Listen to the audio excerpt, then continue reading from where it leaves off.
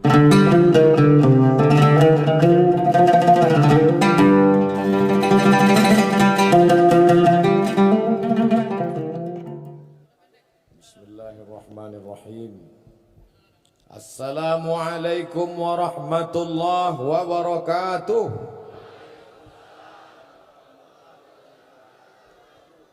Dari bunyi sambutan salamnya nampaknya banyak yang belum buka puasa. InsyaAllah kita semua dimuliakan Allah subhanahu wa ta'ala. Bersyukur kepada Allah dengan ucapan Alhamdulillahi Rabbil Alamin. Berselawat kepada Rasulullah dengan mengucapkan Allahumma salli ala Sayyidina Muhammad wa ala ali Sayyidina Muhammad. Saya datang ke Jakarta, sampai di Jakarta melihat kali. Di sebelah kanan saya Pak Usman Sabta, lebih ganteng yang asli. Selama ini melihat di TV saja.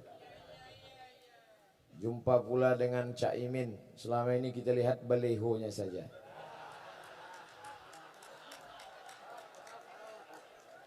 Jumpa pula dengan Bapak Dr. Zulkifli Hasan.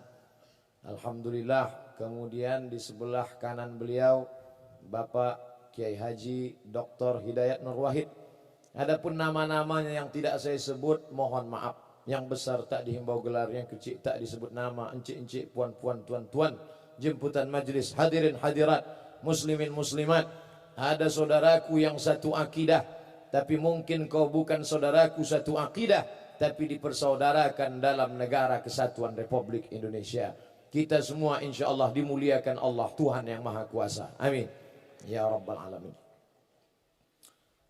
Saya melihat selama ini seolah-olah anggota MPR, anggota DPR, para politikus, politisi itu sepertinya mereka cakar-cakar, berkelahi.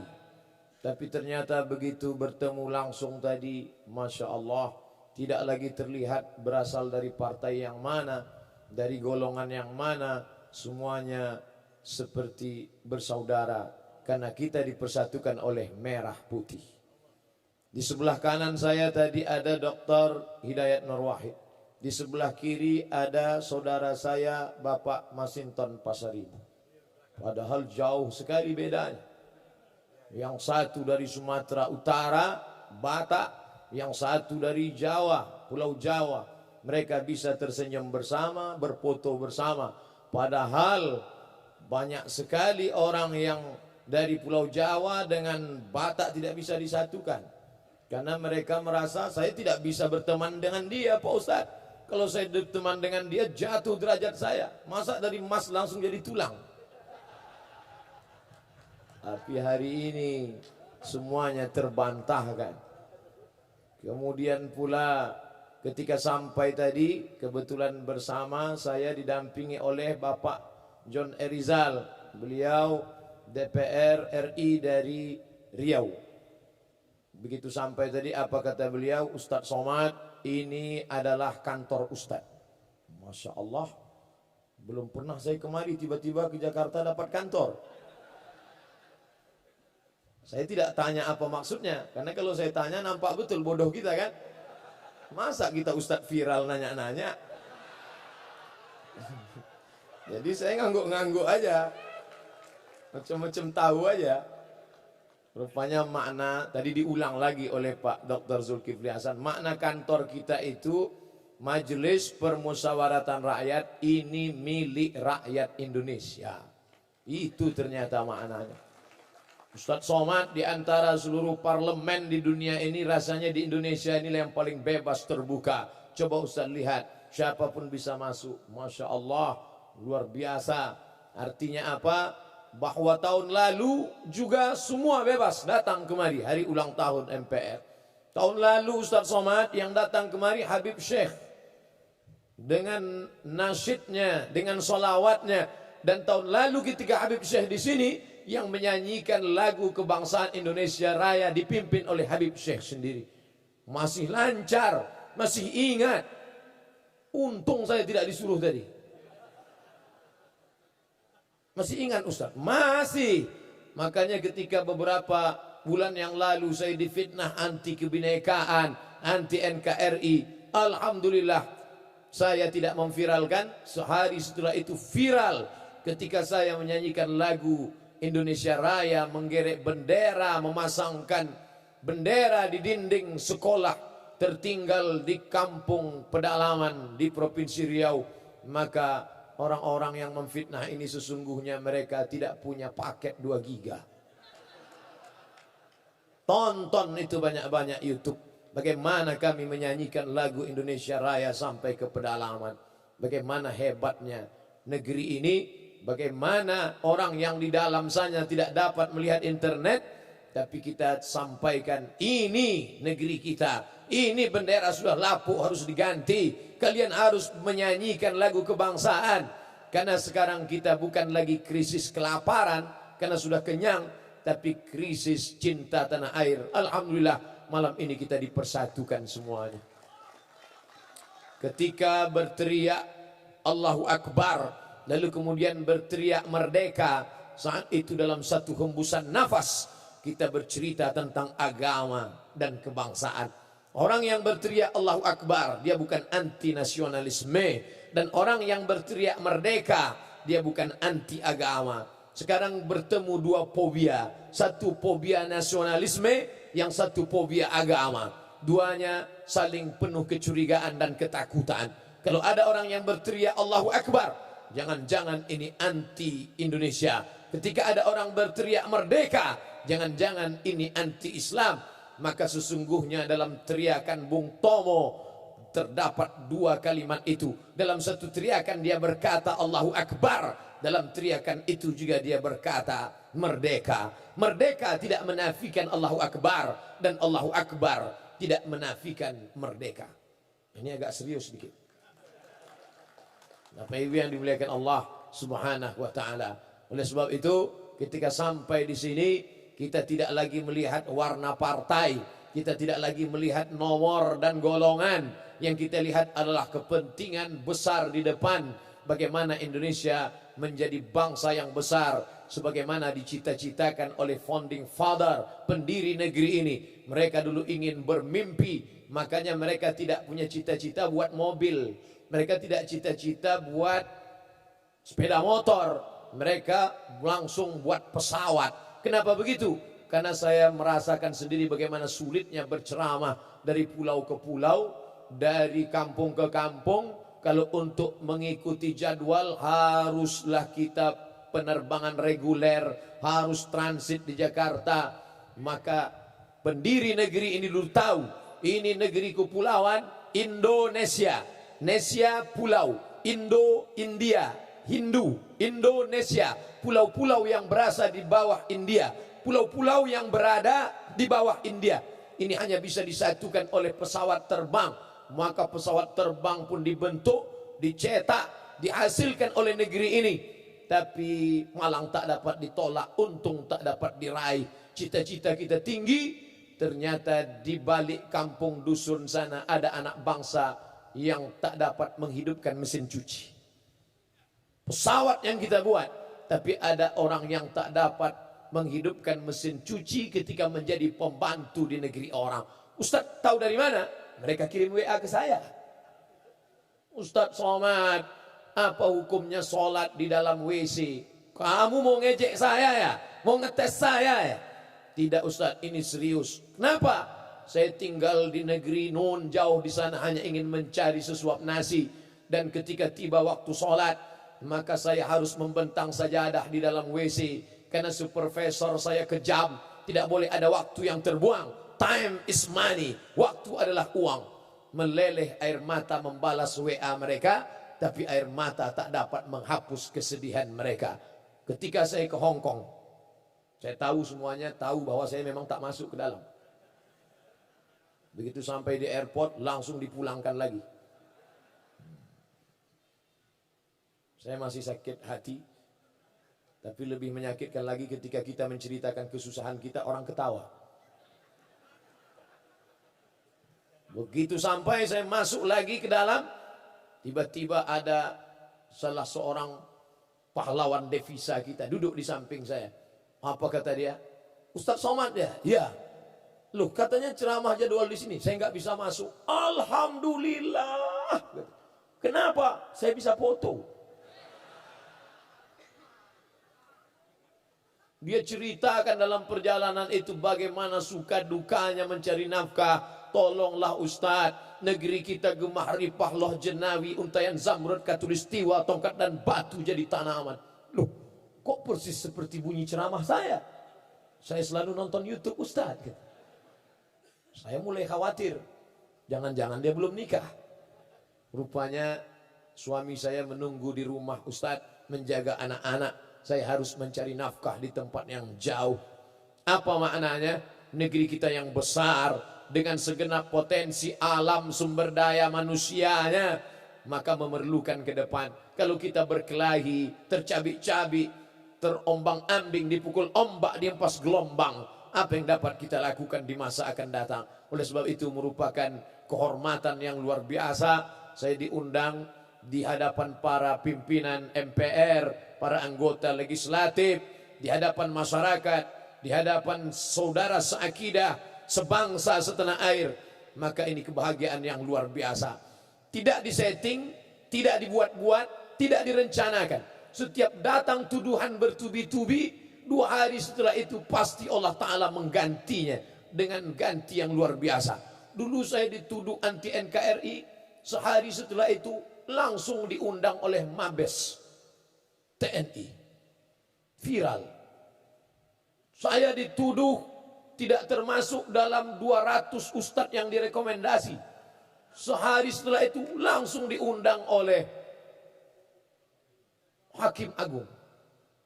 Padahal saya tidak pernah minta undang, diam-diam saya SMS WA, tidak ada. Begitu juga dengan ini. Terjadi penolakan tausiah saya di suatu tempat, tidak boleh disebut namanya, menjaga kode etik jurnalistik. Lalu kemudian saya diundang hari ini. Dan saya memang menunggu momen foto-foto dengan pimpinan MPR ini. Cuman saya nggak minta. Saya nggak minta apa foto Pak. Enggak, tentu kita jaga image kan. Makanya begitu tadi mereka mengatakan foto Pak Ustadz, dalam hati saya, inilah yang kita tunggu-tunggu. Masya Allah, luar biasa. Aku tak pernah mencari engkau, engkau tak pernah mencari aku. Allah yang mempertemukan kita. Oleh sebab itu maka kebahagiaan yang luar biasa malam ini. Di mana-mana saya tausiah 60 menit sesuai yang tertulis di botol 600 ml. Sengaja tulisannya dilepas biar saya tidak melihat, dan disediakan 2 gelas, Masya Allah. Dan ada bisik-bisik tadi, TV One memang beda. Malam ini kita direkam dan akan disiarkan siaran tunda. Ustadz harus bicara 75 menit. Lama juga ini dalam hati saya. Sengaja saya sampaikan dari awal supaya nanti kalau Bapak Ibu melihat kenapa Ustadz ini tidak berhenti, maklum karena belum habis 75 menit. Bapak Ibu yang dimuliakan Allah Subhanahu wa taala. Andai di antara Bapak Ibu ada yang lelah, capek, letih, tidak mendengar ceramah ini, menunduk saja. Itu tanda setuju. Karena dalam hadis dikatakan as-sukutu alamatur ridha. Diam tanda setuju. Jadi kalau diam, nunduk, walaupun nanti terdengar saya ceramah berapi-api, saya tahu Bapak berair-air di sana, tidak apa-apa. Karena kamera tetap hidup menyala. Direkam. Yang pakai HP mereka viralkan. Yang di YouTube nanti mereka akan like and share. Yang TV tentu akan ditonton dalam acara Damai Indonesiaku. Dan saya memang biasa ceramah tidak ada orang. Kemarin acara rekaman untuk Ramadan, saya dengan kamera aja berdua. Pasang. Jamaah yang dimuliakan Allah. Di depan masjid, acara maraton, banyak yang lari-lari itu bingung. Ini Ustadz udah mulai error ini kata dia. Jadi ini perlu saya sampaikan supaya, karena ada juga orang kalau saya ceramah dia memaksakan diri untuk mendengar sambil pura-pura mengangguk. Enggak apa-apa, yang mau tidur tidurlah, tak apa-apa. Artinya apa? Bahwa kita sedang berada di kantor kita, di rumah kita. Bapak Ibu jangan heran, kenapa Ustadz bicaranya tidak formal-formal betul? Ini kan orang-orang terhormat, dipilih-pilih rakyat. Orang yang duduk di hadapan ini Bapak Ibu, perjuangannya luar biasa. Berapa baleho mereka? Berapa itu? Di Riau itu ada seorang bapak-bapak namanya Pak Suhaimi, kerjanya mencabut paku setiap pagi. Pagi-pagi dia bawa itu pencabut paku, mencabut paku yang ada di pokok-pokok kayu bekas foto-foto yang memanjat ke pokok kayu. Kalau dekat-dekat musim pilkada dan pileg, itu kerja dia mencabut. Artinya apa? Mereka berjuang luar biasa. Yang paling sulit sekarang ini adalah mengumpulkan orang banyak. Itu yang paling susah sekarang. Bagaimana cara mengumpulkan orang banyak? Kadang sudah diundang artis dangdut, enggak juga ramai. Macam-macam artis yang diundang. Ada artis yang tinggi 170 dipakai baju 100 cm. Ditarik ke atas terbuka ke bawah, diturunkan bawah terbuka di atas. Ada pakaiannya sopan, bajunya panjang, roknya panjang, resleting belum dipasang. Macam-macam. Ustaz kok tahu? Lihat juga dikit. Itu. Nah, jadi yang paling susah itu mengumpulkan orang banyak. Payah mengumpulkan orang banyak itu sekarang. Macam-macam. Kadang sembako sudah dikumpulkan, enggak juga datang. Kain sarung. Ustaz kok tahu? Saya berapa kali dapat kain sarung. Tidak saya pakai sholat. Kenapa? Tertulis di ujung, coblos nomor. Bapak Ibu yang dimuliakan Allah. Tapi Masya Allah, ini bisa datang. Kenapa bisa ramai orang? Karena dia merasa ini rumah dia. Dan saya pun tidak merasa ceramah formal-formal. Betul, kalau ceramah formal, lihatlah bagaimana Zainuddin K. Haji Zainuddin MZ ceramah. Tidak begini. Semuanya diatur. Tangan harus begini. Wajah dari mulai salam, assalamualaikum warahmatullahi wabarakatuh, begitu. Kalau saya tadi tidak, macam ngobrol aja, santai aja, macam udah kenal lama aja. Dalam hati bapak-bapak ini so akrab aja Ustaz. Bapak Ibu yang dimuliakan Allah. Artinya apa? Karena mereka memang tidak menunjukkan kehebatan mereka. Padahal ini orang-orang luar biasa, doktor. Doktor itu apa artinya? PhD, doktor filosofi. S1, S2, S3. Luar biasa. Saya sampai sekarang masih S2. LCMA. LC itu titel S1 dari Al-Azhar Kairo. MA itu S2 dari Maroko. Kenapa Ustaz ceritakan? Banyak orang menganggap saya nggak sekolah. Maka perlu saya ceritakan. Sombong Ustaz? Nah, saya tidak sombong. Hanya saja ada orang-orang yang perlu kita ceritakan tentang diri kita. Aku tahu, aku ceritakan tentang diriku. Kawan tidak merubah menjadi lebih sayang, dan musuh tidak akan berubah menjadi cinta. Aku tahu ketika aku ceritakan diriku, bukan untuk merubah kawan lebih sayang, bukan untuk merubah musuh menjadi cinta. Aku hanya ingin menceritakan bahwa inilah aku. Laisal fata may yaqulu kana abi. Orang yang jantan, gentleman, tidak berkata bapakku, moyangku, tapi yang berkata ha anadha, inilah aku. Sombong Ustaz? Tidak. At-takabbur lil mutakabbir sedekah. Sombong kepada orang yang sombong itu sedekah. Wah, kalau gitu Ustaz ngomongnya sombong sekali, tersinggung saya. Jangan tersinggung. Mendengar ceramah saya jangan tersinggung. Karena di beberapa tempat ada yang tersinggung dengan ceramah saya, 2 hari setelah itu meninggal. Saya bukan nakut-nakuti, enggak. Dan saya tidak pula mengatakan saya hebat, tidak. Hanya memang ajalnya sudah sampai. Itu saja. Dan beberapa orang yang divonis mati, begitu mendengar ceramah saya, tidak jadi mati. Saya ceramah di suatu tempat. Selesai acara, datang ketua panitianya. Ustaz Somad, ya, saya sudah masuk rumah sakit. Di mana? Cipto Mangunkusumo. Masya Allah, hebat itu rumah sakit. Ustaz pernah ke sana? Belum. Dengar aja di TV. Saya sudah divonis koma Pak Ustaz. Koma itu Bapak Ibu tahu, sedikit lagi titik. Koma itu bunyinya belum panjang, masih ada putus-putusnya. Tit, tit, tit, tit, tit, tit. Itu koma. Kalau titik itu panjang dia. Tit, titik. Koma dia. Datang dokter mengatakan, bawa ini pulang ke rumah. Istri menangis, orang kampung sudah tak ada harapan, bawa pulang ke rumah. Tiba-tiba sebelum dicopot itu alat-alat di ruang ICU itu, tiba-tiba dia tersadar, terbangun dan terduduk dari kursi itu. Sadar dia sehat. Dokter heran. Dokter nanya, "Bapak kok tiba-tiba sehat? Apa yang Bapak lihat dalam koma itu?" Apa kata dia? "Saat saya koma itu, tiba-tiba ada seseorang datang dan bertanya kepada saya, 'Kapan tablik akbar?'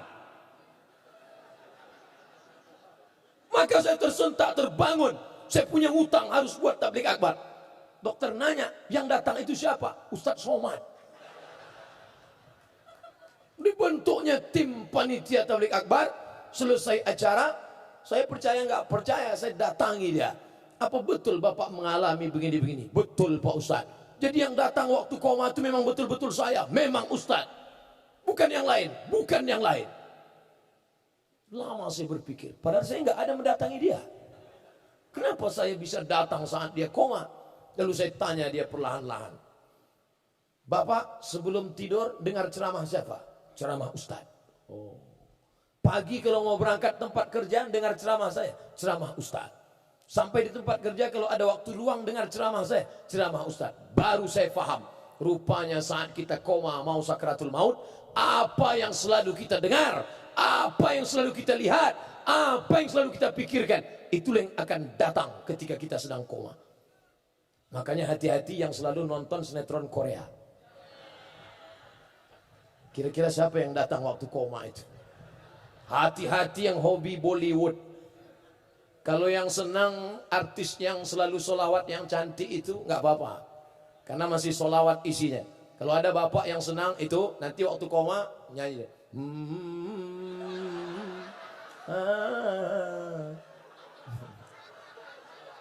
nggak apa-apa. Berhati-hati kalau nyimpan-nyimpan simpanan selingkuhan, hati-hati. So pandai-pandai menyimpan bangkai, akhirnya tercium juga. Kapan? Waktu koma itu. Mantan.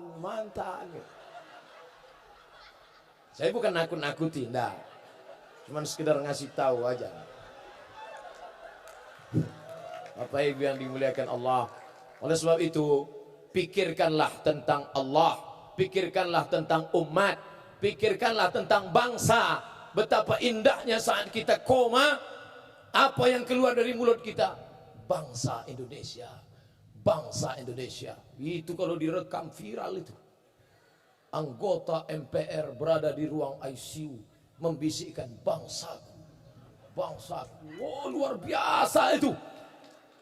Tapi bayangkan kalau ada di antara bapak dan ibu sedang terbujur kaku, yang keluar dari mulutnya apa? Kiong racun kucing garong. Cinta satu malam. Kabikaci kabigam coach kotahi. What can I do for you? No woman no cry. Yang nyanyi nggak paham, yang dengar nggak paham. Dua-duanya sama-sama ngangguk. Itu apa yang dianggukkan? Artinya apa? Apa yang kita sering pikirkan, apa yang kita sering perjuangkan, itulah yang akan menyertai kita sampai akhir hayat kita. Mudah-mudahan kita selalu memikirkan yang baik-baik saja, insya Allah. Tadi saya mulai karena saya bicara di kantor MPR, maka saya mesti mencari apa itu tugas MPR. Menjaga, menetapkan Undang-Undang Dasar 1945, itu nomor 1. Oh, ini dia. Yang kedua, melantik presiden dan wakil presiden. Dalam hati saya, kalau mau saya kemarin di sini berarti dilantik.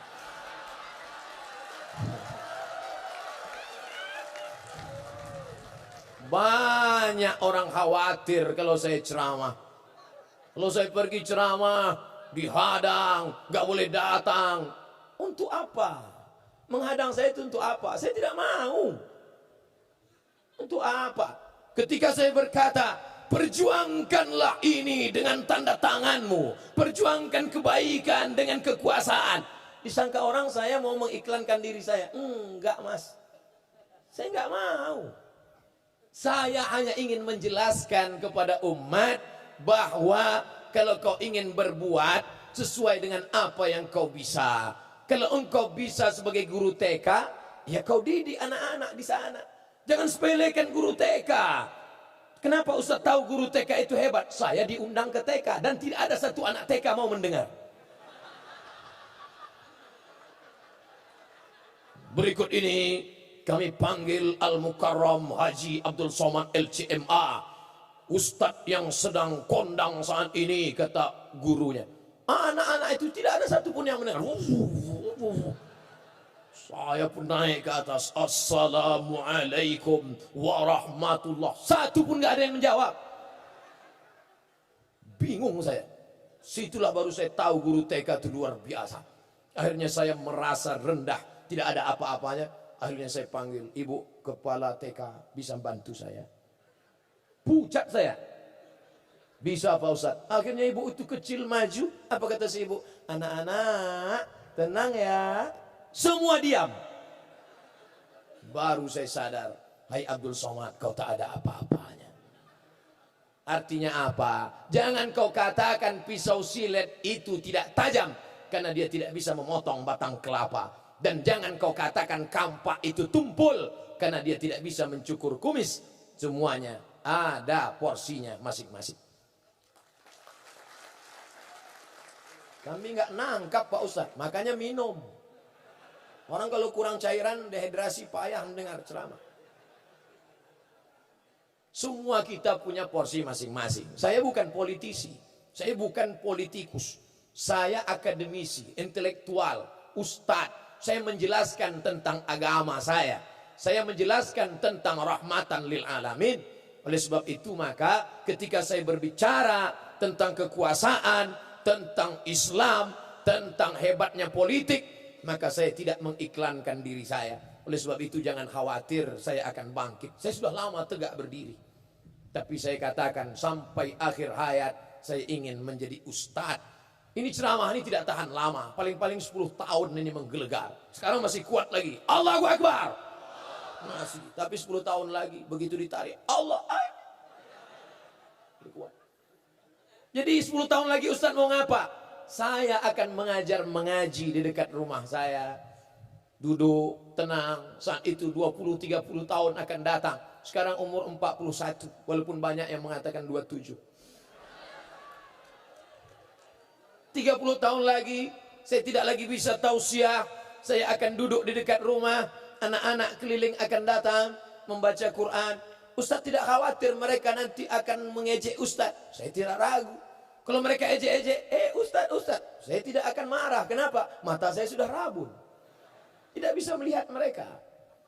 Nanti kalau mereka ribut, Pak Ustadz, Ustadz ngajar ngaji, mereka ribut di sana. Saya tidak akan ambil pusing. Telinga saya sudah tuli. Saya tidak dengar keributan mereka. Tapi saya tidak ingin sunyi di tengah keramaian. Saya ingin menikmati hidup. Saya datang ke rumah salah seorang guru besar di bulan suci Ramadan. Ingin menyenangkan hatinya. Ingin melihat bagaimana dia di bulan suci Ramadan. Meleleh air matanya. Anakku, aku ramai dulu. Tapi sekarang aku sunyi di tengah keramaian. Dulu yang selalu datang, sekarang tak lagi datang. Dulu yang mengantarkan aku, sekarang sudah pergi menjauh. Anak-anak bapak mana? Sibuk dengan istri dan menantu-menantu. Anakku sayang, tapi menantuku itu yang kurang ajar. Cucu bapak mana? Sibuk dengan gadgetnya. Tak ada mereka menjenguk bapak. Ada, dijenguknya aku akhir pekan.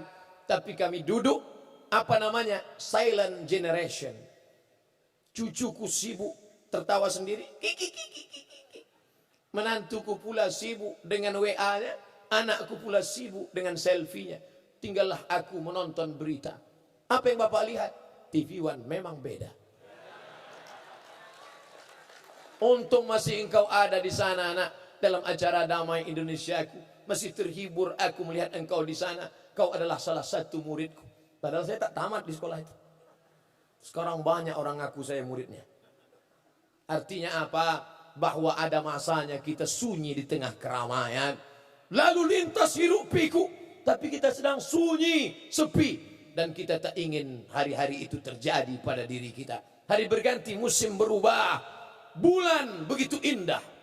Saya sebenarnya ingin mencontohkan bulan begitu indah. Malang tak dapat ditolak, untung tak dapat diraih. Tak nampak bulan.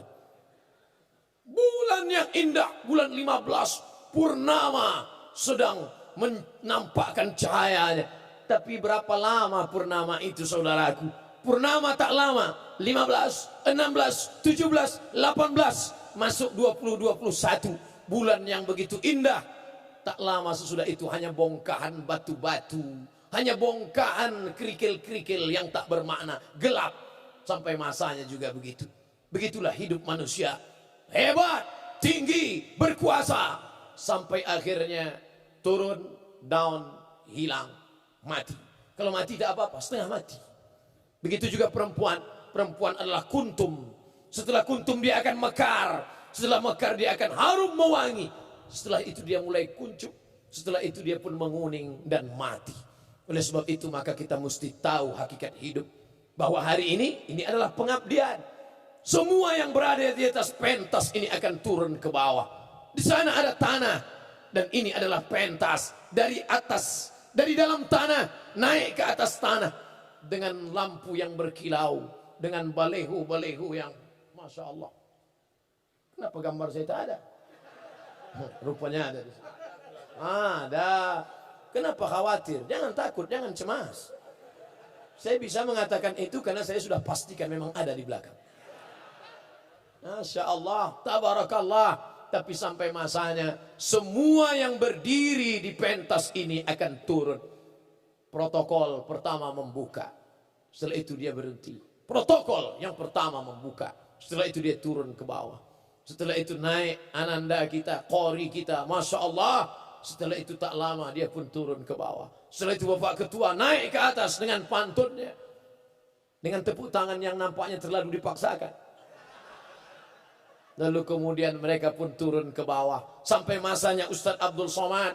Dengan limit waktu yang sudah ditetapkan. Abdul Somad hanya 75 menit. Lebih daripada itu awas.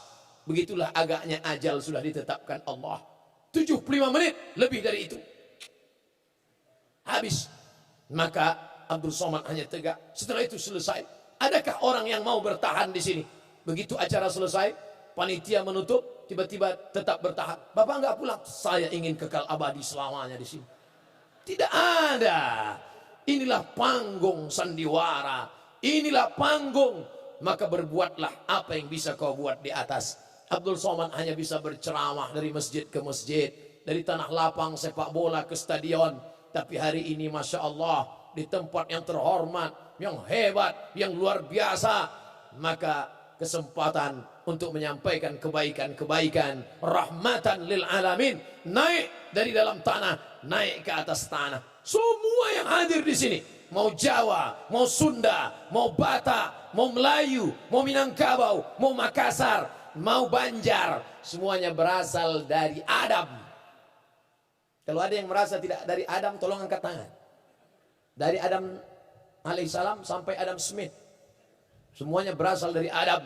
Dan Adam dari tanah. Dari tanah kembali menjadi tanah. Dari debu akan menjadi debu. Ambil debu, letakkan ke tapak tangan, hembus. Itulah engkau. Makanya kalau ada kawanmu yang sombong, atasanmu yang angkuh, ambil debu, hembuskan ke wajahnya. Itulah engkau. Kalau dia marah, Pak Ustadz, saya tak tanggung jawab. Kau siapa? Kau tidak ada apa-apanya. Kau hanya tanah. Hari ini kau dimuliakan. Yang mulia, yang terhormat, Al-Mukarram Haji Abdul Somad LCMA. Masya Allah. Kenapa Ustaz Masya Allah? Saya sendiri yang bilang. Kalau tak saya muji saya, siapa lagi? Orang memuliakan kenapa? Karena Allah ingin memuliakanmu. Ditiupkannya ruh ke dalam jasadmu. Fanafakhtu fihi min ruhi. Tanah yang sebelumnya diinjak-injak, yang sebelumnya kotor, yang sebelumnya hina, yang sebelumnya rendah, tiba-tiba tanah itu bisa naik ke atas. Jadi kami ini semuanya dari tanah, Pak Ustadz. Ya, semua dari tanah. Kalau memang semua dari tanah, berarti sifatnya sama. Sama, rendah hati, tawadu, baik-baik. Kenapa kawan saya itu tidak baik? Dia dari tanah juga, cuma tanah sengketa. Tapi jangan ini dijadikan untuk menunjuk orang. Kita kalau dapat ilmu itu 1 ke orang, 4 itu ke kita. Jangan pulang dari sini nampak kawan, engkau lah yang tanah sengketa. Jangan. Orang kalau dapat meteran biasanya dipakainya untuk mengukur orang. Jangan. Ukur dirimu, ukur bayang-bayangmu. Kau dari mana? Kau akan kemana? Kau singgah di sini berapa lama? Dan yang akan kau bawa mati nanti apa? Maka kalau pernah kau berjuang dengan jabatan, dengan kekuasaan, pernah kau tebarkan rahmatan, keselamatan untuk berapa? Yang berjuang di kabupaten, Pak Bupati, penduduknya berapa? Ya kami sekitar 300.000 Pak Ustadz. Yang menikmatinya hanya 300.000. Bapak Gubernur penduduknya berapa?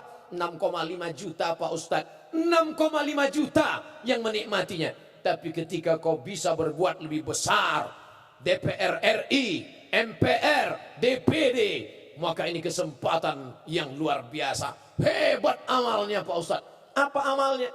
Baca Yasin.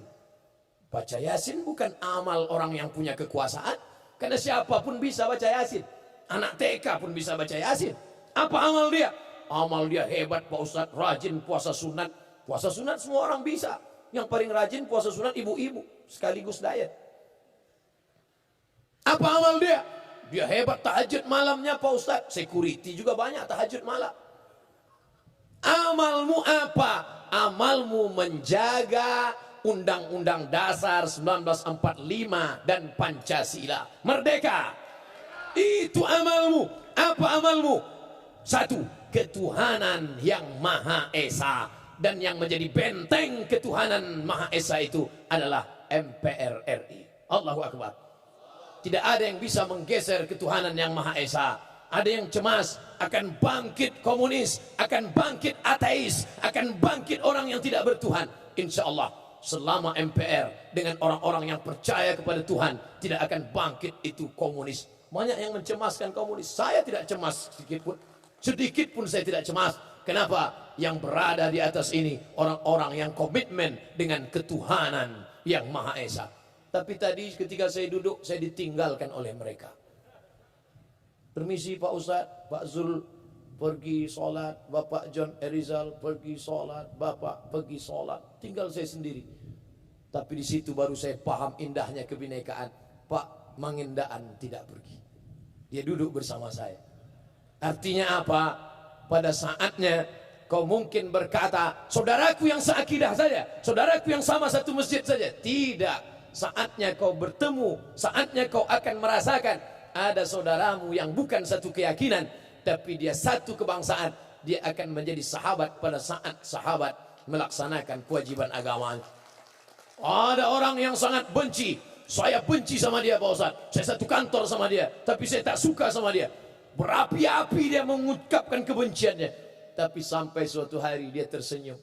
Siapa? Itu teman saya Pak Ustaz. Loh, dulu kamu katanya benci. Kemarin waktu Idul Fitri, dia yang menggantikan sip saya. Kenapa? Karena dia hari rayanya 25 Desember. Beda. Perbedaan membuat kita beraneka ragam. Siapa yang mengajarkan ini? Nabi Muhammad sallallahu alaihi wasallam. Jangan bayangkan Nabi Muhammad itu tinggal di kota Madinah hanya bersama muslim saja. Tidak. Di sana ada Yahudi Bani Nadir, ada Yahudi Bani Quraiza, ada Yahudi Bani Qainuqa, ada Yahudi Khaybar. Lalu ketika Sayyidina Ali mengambil upah menimba air, dilaporkan ke Nabi, ya Rasulullah, Ali menantumu mengambil upah menimba air di rumah Yahudi, itu kan non muslim, itu kan tidak seagama. Nabi membiarkannya. Kenapa? Karena bekerja kepada beda agama, mencari nafkah, tidak ada hubungan dengan ritual ibadah. Yang tidak boleh adalah ibadah. Wala ana abidum ma'abadtum wala antum abiduna ma'abud lakum dinukum waliyadin. Ustadz Somad itu katanya benci kepada beda agama. Loh, ketika kita berbeda, yang dipakai itu bukan akidahnya, bukan ritualnya, tapi pekerjaannya. Sepakat semua ahli sejarah ketika Nabi Muhammad SAW pindah dari kota Makkah menuju kota Madinah, 8 hari 8 malam naik onta. Yang menjadi pembimbing gaib penunjuk jalan bernama Ibnu Uraiqid. Ibnu Uraiqid non muslim. Padahal yang Islam banyak. Mengapa Nabi tidak pakai jasanya? Nabi ingin menunjukkan profesionalisme kerja. Kalau masalah profesionalisme kerja, pakailah dia. Ketika untuk memasang lampu, ketika untuk memakaikan ini TV kita, layar monitor kita, tentang suara, tentang sound system, tentang pentas, profesionalisme kerja. Tapi ketika sudah terkait dalam masalah ibadah, masalah ritual, maka saya tidak bisa masuk ke sana. Bukan berarti saya tidak sayang, bukan saya tidak bersaudara. Ini mesti kita fahami dengan baik. Nabi Muhammad SAW, Allah tidak mengatakan rahmatan lil muslimin, tidak. Rahmatan lil mu'minin, bukan. Tapi dia katakan rahmatan lil alamin. Baru saja beberapa hari yang lalu hari raya kurban. Apa yang Ustaz lihat? Sapi pertama akan dipotong oleh Ustadz Abdul Somad. Saya pun datang. Ustadz yang motong? Enggak, nengok aja. Kenapa Ustadz enggak motong? Saya ini enggak sampai hati, Pak. Tapi selama ini Ustadz ceramah mengatakan cara motong begini, harus dari bawah, 2 urat mesti putus, ada urat makan, ada urat nafas, ada nadinya. Tapi Ustadz ceramah teori aja. Saya enggak berani motong ini, Pak.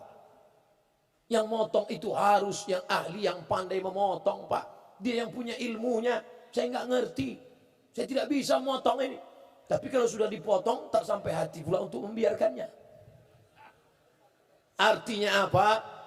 Dia mengerti, dia faham.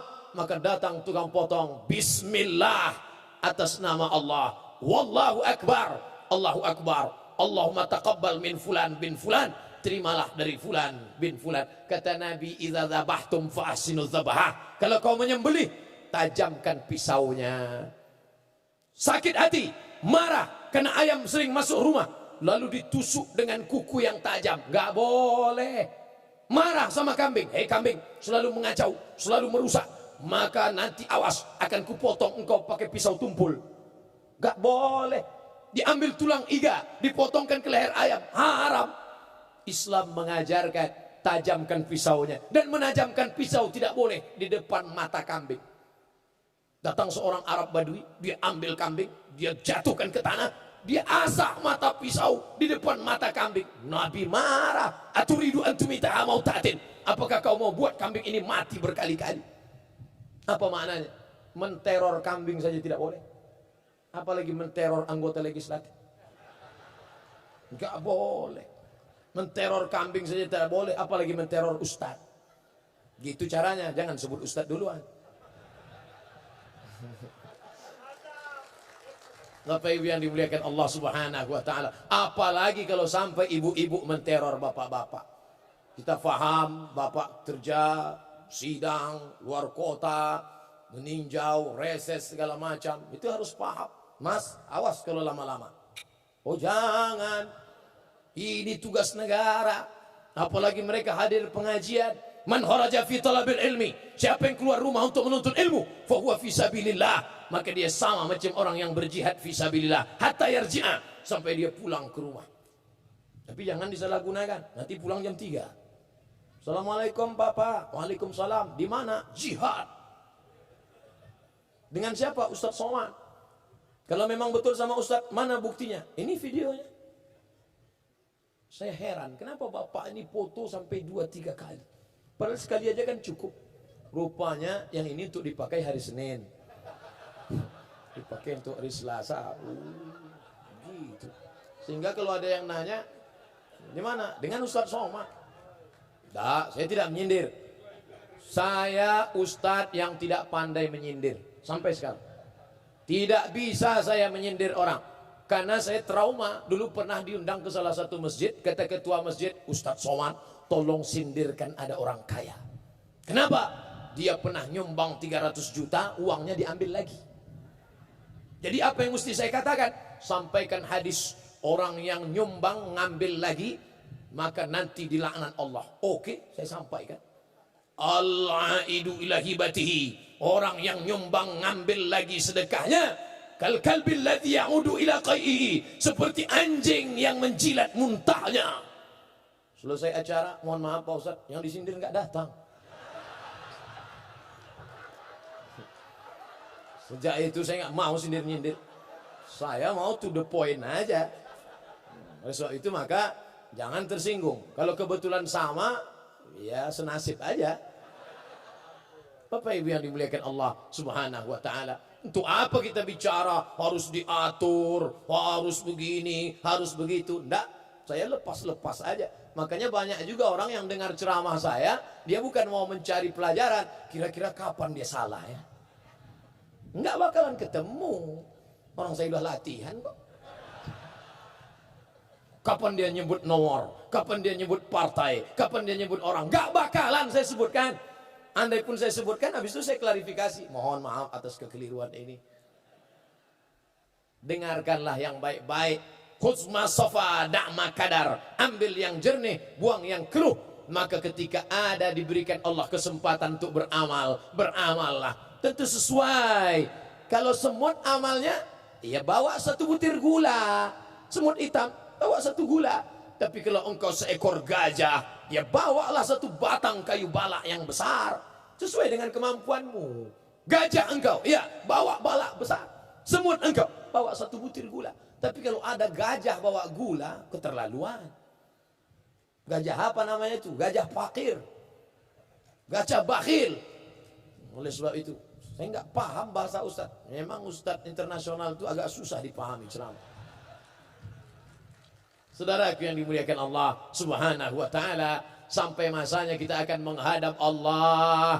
Saat itu kawan sahabat luar biasa. Saya beberapa kali protokol memanggil, berikut ini kami panggilkan Ustadz 1 juta viewer, kata dia. Itu saya luruskan. Kamu kalau bicara hati-hati. Walaupun kita kawan akrab, kalau keliru harus saya luruskan. Apa kamu katakan tadi? 1 juta viewer. Salah, saya bilang. 1 juta follower. Salah, saya bilang. Instagram saya 4 juta sekarang. Bapak Ibu yang dimuliakan Allah Subhanahu wa taala, artinya apa? Yang 4 juta itu kalau saya mati, kira-kira ada nggak yang mau nemani agak semalam? Nggak ada. Kawan tertawa banyak, kawan tersenyum banyak, tapi saat meneteskan air mata, tak banyak yang bisa bersama dengan kita. Tapi insya Allah yang hadir malam ini, kalau dapat berita Abdul Somad mati, semuanya akan mengirimkan Al-Fatihah insya Allah. Tengok, banyak yang semangat kan? Belum mati aja kita udah amin, kata dia. Begitu cinta mereka. Cak Imin insya Allah akan buat tahlil 7 hari 7 malam. Menangis juga Cak Imin meneteskan air mata. Kenapa? Kenapa Ustaz ke rumah dulu maunya ceramah baru ninggal? Kita tidak pernah sedih. Kenapa orang beriman tak pernah sedih? Karena niatnya pasti sampai. Innamal a'malu binniat. Niat pasti sampai. Makanya siapa yang niat tahajud malam ini, ternyata bangunnya pas azan subuh, dia dapat pahala tahajud. Makanya sebelum tidur malam niat tahajud. Bangunnya pas azan subuh, dapat pahala tahajud. Tapi jangan tiap malam begitu. Tiap malam. Tiap malam.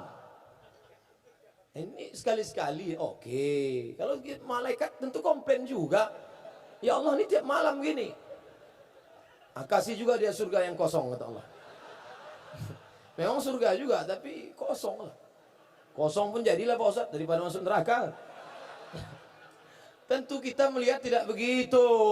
Idza sa'altumullah, kalau kau meminta kepada Allah, fas'aluhul firdaus. Kalau minta sama Allah jangan yang pinggiran. Kalau minta itu target utama, minta itu yang atas. Minta, ya Allah, masukkan aku dalam jannatul firdaus. Begitu. Targetnya harus 100. Bahwa dapat 10, ya enggak apa-apa. Jangan 10, dapatnya 1. Target tertinggi. Oleh sebab itu maka ketika kita menargetkan amal saya harus banyak. Jangan ada yang kosong hampa daripada amal. Siapa lagi amal yang paling banyak kalau bukan orang-orang yang mewakili rakyat. Maka ketika dia bisa memperjuangkan ketuhanan yang Maha Esa, dijaga umat ini dari ateis, dijaga dari LGBT, tidak ada agama yang bertuhan. Hindu, Buddha, Kristen, Katolik, satupun agama yang bertuhan tidak ada membenarkan itu. Tapi ketika itu bisa dipertahankan, diperjuangkan, selamat anak bangsa, maka ini perjuangan yang luar biasa. 73 tahun kita merdeka, masih tetap bertahan ketuhanan yang Maha Esa. Apakah masih bertahan besok lusa? Tidak ada kepastian. Semuanya tergantung hari ini apa yang kita lakukan. Masya Allah, tabarakallah, umat Islam ramai. Hari besar non muslim di tempat yang lain ramai. Artinya apa? Orang masih bertuhan. orang masih percaya kepada Allah, orang masih memegang sila pertama, ketuhanan yang Maha Esa. Siapa yang menjadi bentengnya, siapa yang menjadi pemerakarsanya, siapa yang menjadi security-nya, siapa yang menjadi benteng pertahanannya. Kita berdoa MPR, orang-orang yang mengemban ini tetap istiqomah sampai akhir hayat insya Allah. Tapi tentu kita tidak lagi tinggal di kerajaan. Sriwijaya, Majapahit, kami di Riau, Kerajaan Siak Sri Indrapura, Nanggro Aceh Darussalam, dengan putra mahkota. Sekarang tidak. Sekarang kita pakai sistem demokrasi. Suara terbanyak, suara Tuhan. Suara yang paling banyak, suara yang benar. Oleh sebab itu maka tidak boleh ada anak bangsa yang golput. Setuju? Tidak boleh. Dia harus memilih. Gunakan suaramu. Dalam ujung jarimu kau bisa menunjukkan kekuasaanmu. Satu batang lidi tidak bisa buat apa-apa. Botol yang dia usir patah. Tapi kalau sapu lidi yang besar, jangankan botol, maling dia pukul mati kontan. Apa maknanya? Suara-suara kebaikan. Orang-orang baik, orang-orang bertuhan harus memilih orang yang bertuhan. Kenapa? Karena orang yang berhantu tidak akan mungkin memilih bertuhan. Sekarang di zaman edan banyak orang yang tidak bisa membedakan mana Tuhan, mana hantu. Tuhan. Maka yang bertuhan, yang berketuhanan yang Maha Esa harus bersuara, harus memilih. One man, one vote. Satu orang, satu suara. Begitu saya sebut vote, langsung datang vote. Food ini makanan, food kaki. Tapi yang saya maksud adalah VOTE, vote. One man, one vote. Satu orang, satu suara. One man, one choice. Satu orang, satu pilihan. Gunakan telingamu, dengar baik-baik. Siapa dia? Bagaimana track recordnya? Bagaimana program kerjanya? Gunakan matamu, pandang baik-baik. Lihat wajahnya, lihat gambarnya. Kira-kira sama tak antara wajahnya dengan gambarnya? Saya tidak menunjuk gambar yang lain, gambar saya aja. Kalau sama, pilihlah dia. Berarti tidak ada pencitraan di antara dia. Apa maknanya? Integritas, kejujuran, kerja, perbuatan, amal. Bukan NATO. No action, talking only. Ini Ustadz Somad ngomong no action, talking only. Nampaknya dia terus yang ngomong dari tadi. Ada orang-orang yang memang disuruh ngomong. Siapa contohnya? Guru, dosen, ustadz, khotib. Maka khotib jangan sampai dikatakan no action talking only. Nanti dia naik ke atas nggak ngomong, ya nggak ada khutbah Jumat. Tapi ada orang yang nggak boleh ngomong. Dia tidak boleh ngomong, dia harus kerja. Siapa itu? Tukang. Tukang nggak boleh ngomong. Kalau ada tukang di rumah ibu nggak boleh ngajak dia bicara, ngobrol. Itu batu nggak jalan-jalan. Maka penggunaan kata ini harus pada tempatnya.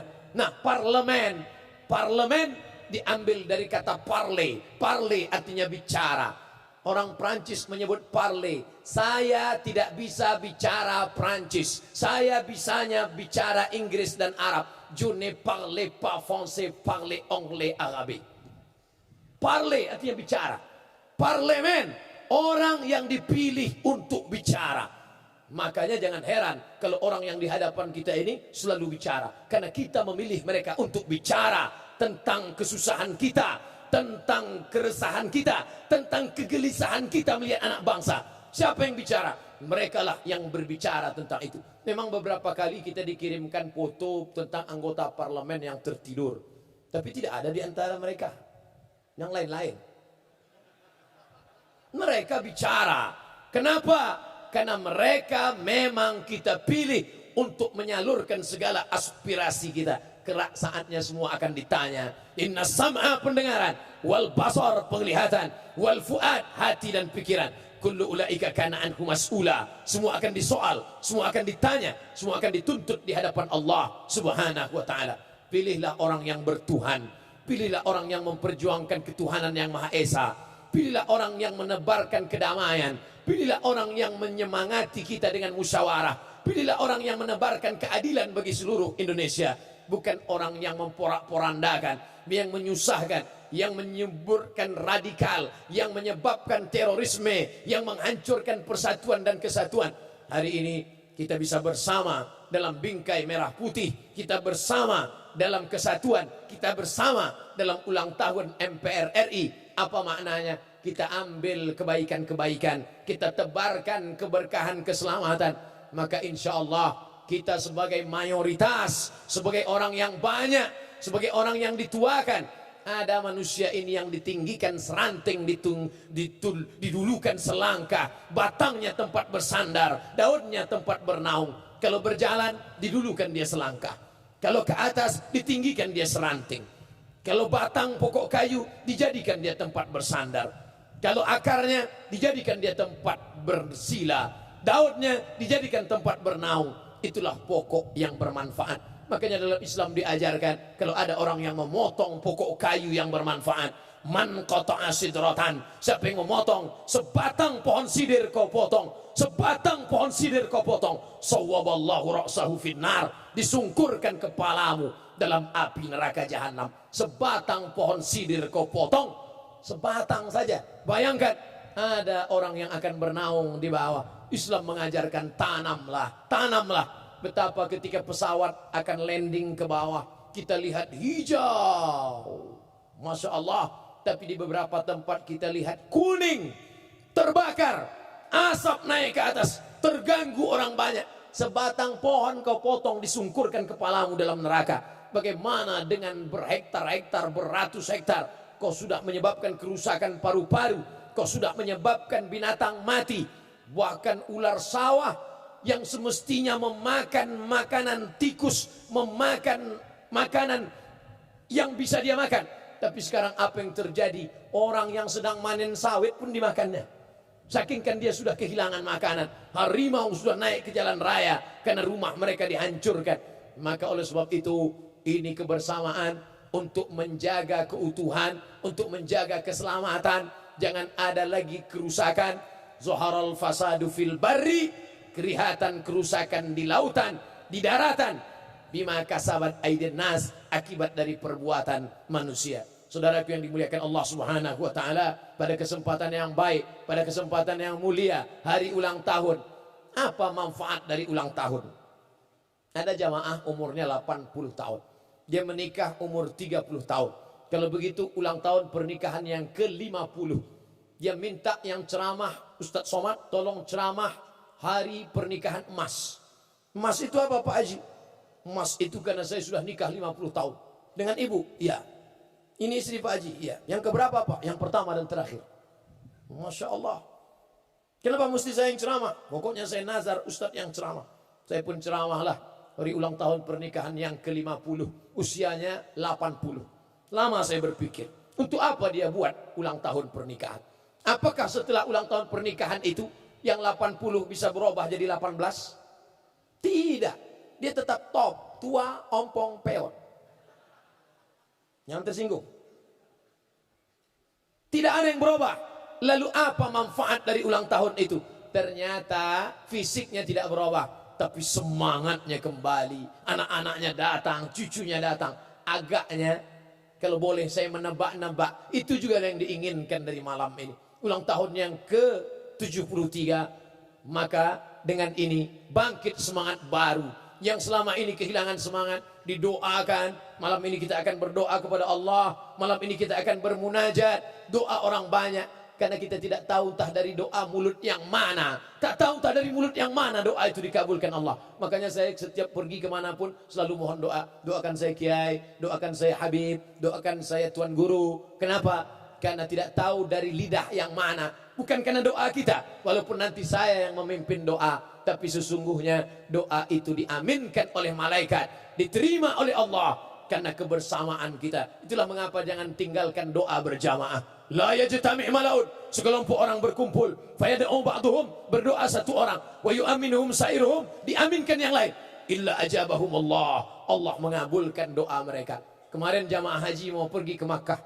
Mereka tanya saya, Ustaz Somad, Ustaz mau titip apa? Doa. Cuma doa aja Ustaz, ya. Ceret kuning enggak? Udah banyak di rumah. Tempat celak Pak Ustaz? Saya enggak pakai celak. Batu cincin Pak Ustaz? Setiap daerah ngasih batu. Udah banyak betul. Jadi apa? Doa saja. Doa apa yang Ustaz mintakan? Satu saja.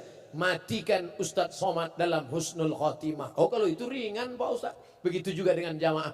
Jamaah yang ramai ini, bapak-bapak, pemimpin yang adil, ibu-ibu membesarkan anak soleh solehah, adik-adik yang menghafal Al-Quran.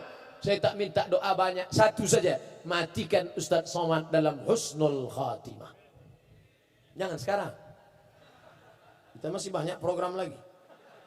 Kalau bisa setelah pilpres lah baru mati. Bukan untuk saya, untuk bapak ibu juga, untuk umat ini. Apa kata Nabi? Seandainya engkau punya doa makbul, doamu makbul, dijamin diterima, garansi. Tapi doanya cuma satu, jangan minta istri solehah, karena yang dapat menikmatinya hanya engkau saja. Kawan-kawanmu cuma ngences nengoknya.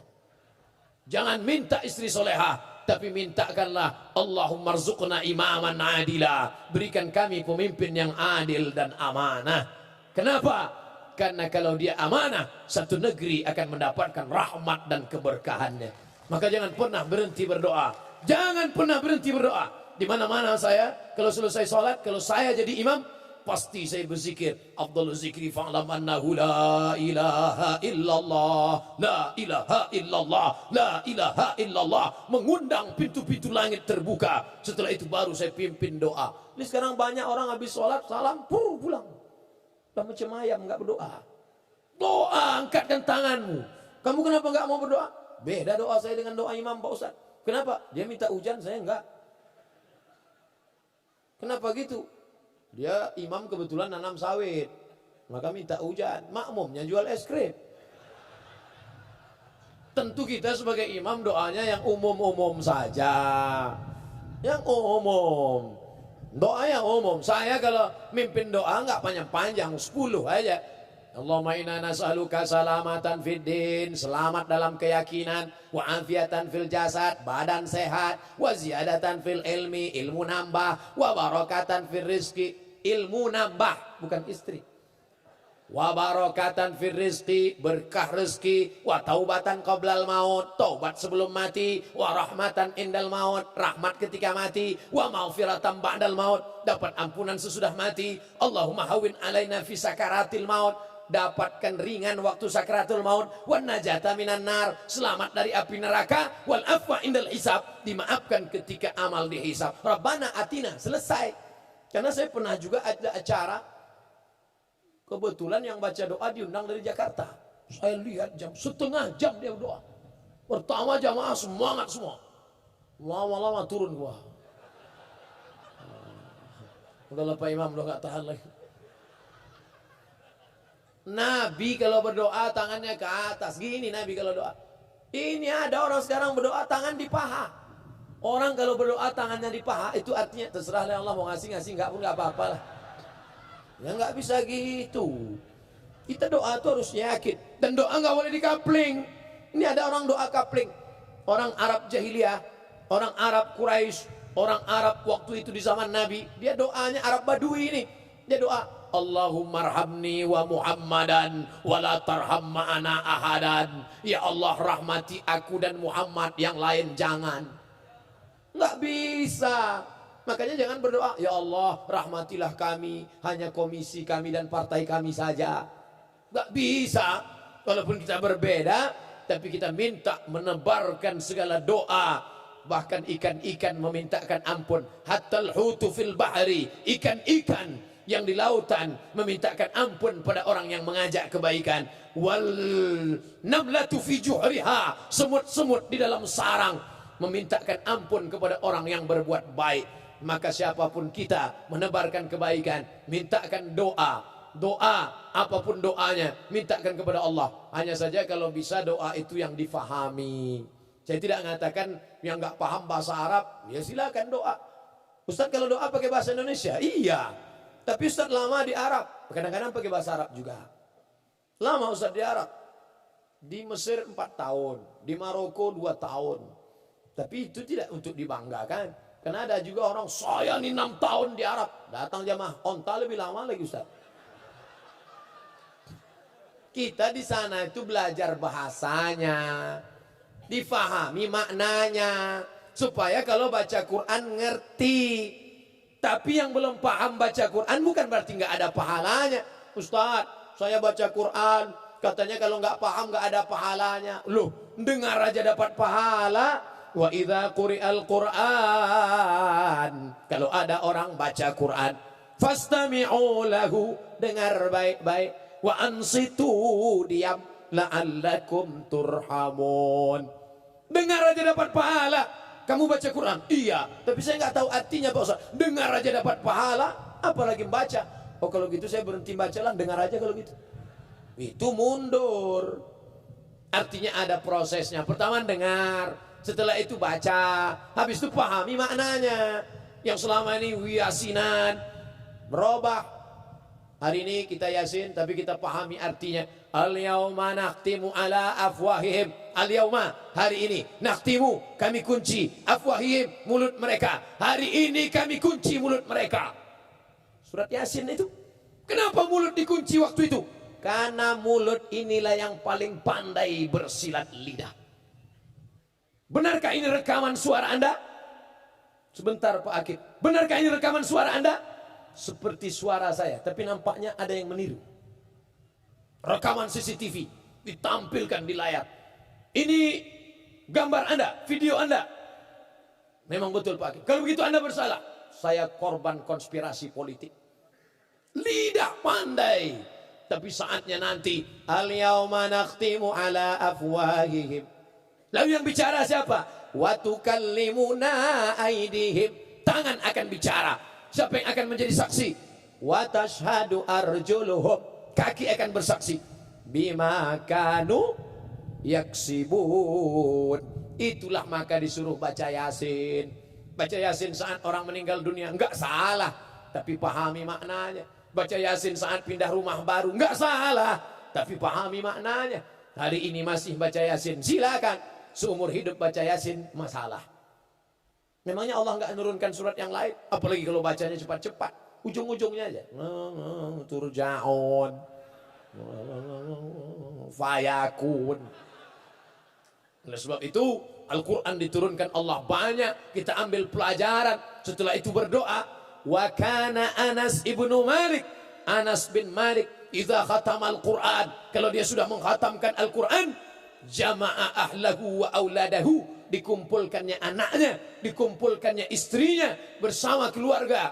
Wada'a, dan dia berdoa. Itulah dalil doa bersama-sama. Maka silakan doa bersama. Saya Pak Ustadz nggak mau doa bersama. Nanti setelah doa bersama kamu doa sendirian lagi. Karena antara doa kamu dengan doa saya kan beda. Kalau saya doanya minta anak soleh karena sudah menikah. Kalau kamu doanya kan minta istri. Mudah-mudahan yang belum menikah dipertemukan Allah dengan jodoh yang baik-baik insya Allah. Yang bilang amin yang belum nikah. Ini yang sudah nikah. Amin. Minta doa kepada Allah Subhanahu wa taala. Pak Ustadz, doa itu mesti disuarakan atau enggak? Ya doa disuarakan. Yang satu enggak mau. Untuk apa kita bersuara berdoa? Kan Allah tahu apa yang ada dalam hati kita. Allah enggak perlu engkau dengarkan. Tidak perlu kau perdengarkan suaramu. Allah bukan tuli, Allah bukan peka. Lalu doa kuat itu untuk apa? Untuk dirimu sendiri, untuk menanamkan keyakinan pada dirimu. Itu fungsi doa. Ini banyak yang berdoa saya lihat mulutnya diam aja. Tak apa yang dimintakan. Ya Allah, sebenarnya banyak yang kumintakan padamu, tapi rasanya tak perlu kusebutkan satu persatu karena ku yakin kau tahu yang ku mau. Ya, mintakan untuk mensugestikan dalam diri kita, membangkitkan semangat kita. Tapi jangan terlalu detail. Ini ada orang doa terlalu detail. Ya Allah, ini mau jual tanah, panjangnya 25 kali 30. Sebelah kanan dengan Pak Ketua MPR, sebelah kiri DPR, depan jalan raya, harga masih nego. Jangan terlalu detail. Dan khusus untuk ibu-ibu, kalau doa itu bersifat pribadi, apalagi doanya di masjid, jangan kuat-kuat. Nanti dengar kawan sebelah, ya Allah, suamiku sering keluar kota, apalagi musim reses, aku khawatir dia punya simpanan. Kata kawan, sama siapa? Nah, sebab itu gerak-gerakkan aja mulut. Kalau ada yang nanya, ente doa apa? Mau tahu aja. Orang yang tidak mau berdoa, sombong, angkuh. Nabi Muhammad SAW yang dijamin Allah, wala saufa yu'tika rabbuka fatarda, apapun yang kau mau akan kuberi ya Muhammad. Apa yang kau mau akan kuberi. Tapi dia tetap berdoa. Ini orang tidak mau berdoa, sombong. Orang yang tidak mau berdoa itu angkuh. Ente nggak berdoa? Enggak Pak Ustaz. Kenapa nggak berdoa? Yang lama aja belum dikabulkan, ngapain nambah yang baru? Astagfirullahaladzim.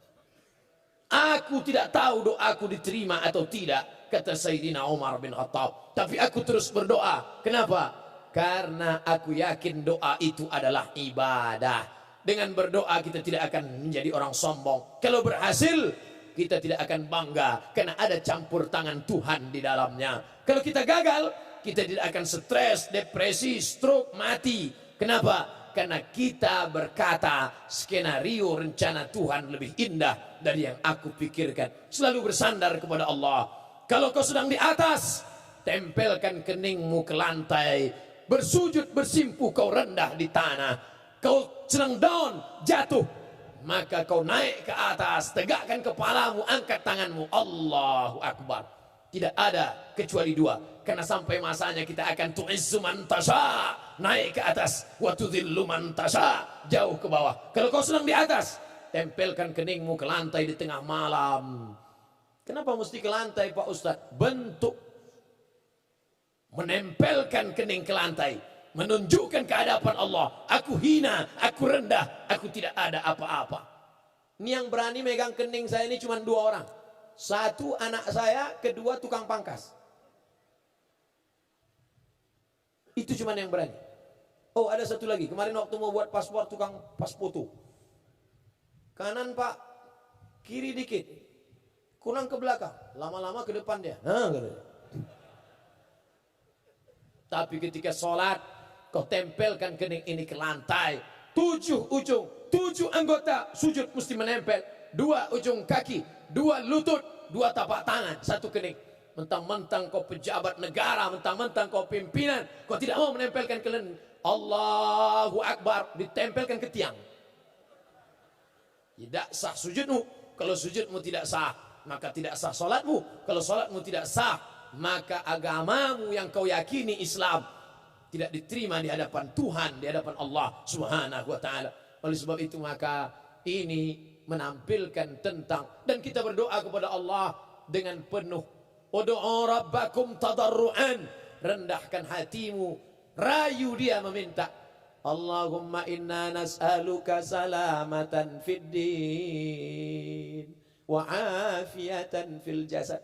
Sebelum kau mati kau katakan wa taubatan qablal maut wa rahmatan indal maut wa maghfiratan ba'dal maut.